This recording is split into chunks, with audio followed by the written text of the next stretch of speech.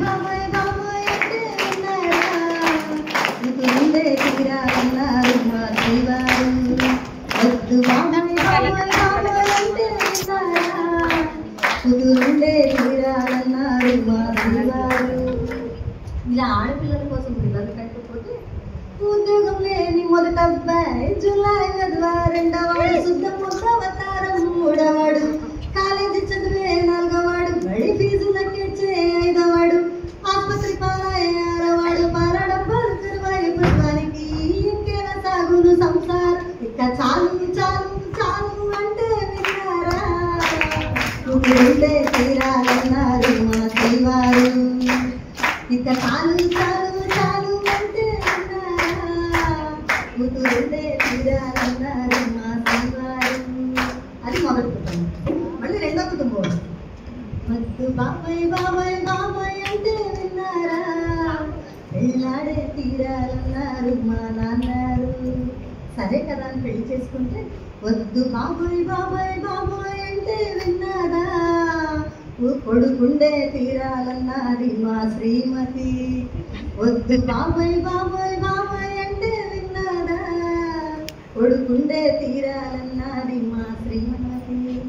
ఇలా మగపిల్లల కోసం పిల్లల్ని కంటుకోతే చదువుల భారతి మొదటమ్మాయి శ్రీగౌరి లాంటి రెండో అమ్మాయి ముద్దులు కలిపే మూడో అమ్మాయి మహాలక్ష్మి లాంటి నాలుగో అమ్మాయి ఇక చాలు చాలు చాలు అంటే విన్నారా కుదురుండే తీరాలన్నది మా శ్రీమతి.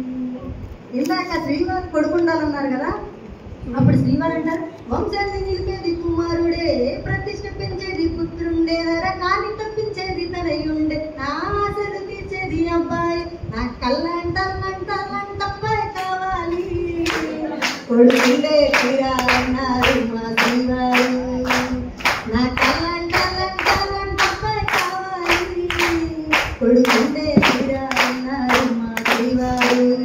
ఇక్కడ ఆడపిల్ల కావాలన్న అతను ఏమంటున్నాడంటే చిరునవ్వులు చిందే శ్రీలక్ష్మి అన్నచందాల ఆడపిల్ల ముద్దు ముద్దాడు పెట్టే ముద్దు గుమ్మా చిన్ని దీపం పెట్టి చిక్కి తల్లి నా కళ్ళంటల్లంటల్లంటమ్మాయి కావాలి కుదురుండే తీరాలన్నారు మా శ్రీవారు.